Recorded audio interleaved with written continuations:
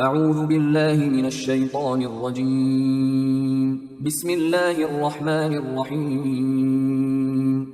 سورہ بقرہ آیات نمبر 189 تا 195 میں لوگوں کی طرف سے چاند کے بارے میں پوچھے گئے ایک سوال کا جواب۔ محترم مہینوں اور مسجد الحرام کے پاس کفار کی طرف سے حملے کی صورت میں جوابی کارروائی کی اجازت دی گئی۔ اعوذ باللہ من الشیطان الرجیم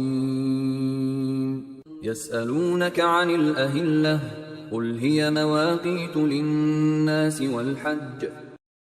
لوگ آپ سے چاند کی گھٹتی بڑھتی صورتوں کے متعلق دریافت کرتے ہیں، آپ فرما دیجئے کہ یہ لوگوں کے لیے تاریخوں اور حج کے مہینے کے تعین کے لیے وقت کی علامتیں ہیں۔ وَلَيْسَ الْبِرُّ بِأَن تَأْتُوا الْبُيُوتَ مِن ظُهُورِهَا وَلَكِنَّ الْبِرَّ مَنِ اتَّقَى وَأْتُوا الْبُيُوتَ مِنْ أَبْوَابِهَا وَاتَّقُوا اللَّهَ لَعَلَّكُمْ تُفْلِحُونَ۔ اور یہ کوئی نیکی نہیں کہ تم دروازے کو چھوڑ کر گھروں میں ان کے پیچھے کی طرف سے آؤ، بلکہ نیکی تو پرہیزگاری اختیار کرنے کا نام ہے، اور تم گھروں میں ان کے دروازوں کے راستے آیا کرو، اور اللہ سے ڈرتے رہو تاکہ تم فلاح پاؤ۔ حج کی عبادت جس کی ابتدا ابراہیم علیہ السلام کے زمانے میں ہوئی تھی، ظہور اسلام تک کسی نہ کسی حالت میں جاری و ساری تھی، لیکن اس دوران مشرکین مکہ نے دوسری عبادات کی طرح اس میں بھی بہت سی بدعتیں داخل کر لی تھیں۔ ان میں سے ایک یہ تھی کہ حج کے لیے احرام باندھ لینے کے بعد اگر انہیں گھروں میں داخل ہونے کی ضرورت پیش آتی تو ان دروازوں سے گھروں میں داخل نہ ہوتے جن دروازوں سے باہر نکلتے تھے، بلکہ مکانوں کے پیچھے سے کسی دوسرے راستے سے داخل ہوتے تھے اور اسے نیکی کی بات سمجھتے تھے۔ اس آیت میں ان کی اس بے بنیاد رسم کی نفی کی گئی ہے۔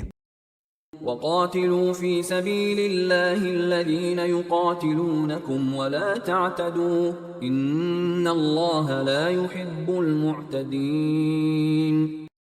اور اللہ کی راہ میں تم بھی ان لوگوں سے جنگ کرو جو تم سے لڑتے ہیں، مگر حد سے تجاوز نہ کرو، بے شک اللہ حد سے بڑھنے والوں کو پسند نہیں کرتا۔ وَاقْتُلُوهُمْ حَيْثُ ثَقِفْتُمُوهُمْ وَأَخْرِجُوهُمْ مِنْ حَيْثُ أَخْرَجُوكُمْ وَالْفِتْنَةُ أَشَدُّ مِنَ الْقَتْلِ۔ اور ان کفار کو جہاں بھی پاؤ قتل کر دو، اور تم بھی انہیں وہاں سے باہر نکال دو جہاں سے انہوں نے تمہیں نکالا تھا، اور فتنہ و فساد اور شر انگیزی تو قتل سے بھی زیادہ سخت جرم ہے۔ اس آیت میں پہلی مرتبہ ان لوگوں سے لڑنے کی اجازت دی گئی جو مسلمانوں سے آمادہ جنگ تھے۔ وَلَا تُقَاتِلُوهُمْ عِندَ الْمَسْجِدِ الْحَرَامِ حَتَّى يُقَاتِلُوكُمْ فِيهِ فَإِن قَاتَلُوكُمْ فَاقْتُلُوهُمْ كَذَلِكَ جَزَاءُ الْكَافِرِينَ۔ اور ان سے مسجد الحرام کے آس پاس نہ لڑو جب تک کہ وہ خود تم سے وہاں جنگ میں پہل نہ کریں، ہاں اگر وہ تم سے وہاں جنگ کریں تو انہیں قتل کر ڈالو، ایسے کافروں کی یہی سزا ہے۔ فَإِنِ انْتَهَوْا فَإِنَّ اللَّهَ غَفُورٌ رَحِيمٌ۔ اور اگر وہ باز آ جائیں تو بے شک اللہ نہایت بخشنے والا اور ہر وقت رحم کرنے والا ہے۔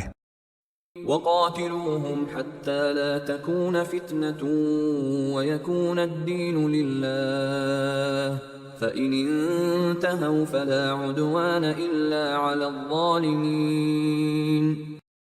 اور ان سے اس وقت تک جنگ کرتے رہو جب تک کہ شرک کا فتنہ ختم نہ ہو جائے اور اللہ کا دین غالب ہو جائے، پھر اگر وہ باز آ جائیں تو سوائے ظالموں کے کسی کے خلاف اقدام مناسب نہیں۔ الشہر الحرام بالشہر الحرام والحرمات قصاص فمن اعتدى عليكم فاعتدوا عليه بمثل ما اعتدى عليكم واتقوا الله واعلموا ان الله مع المتقين۔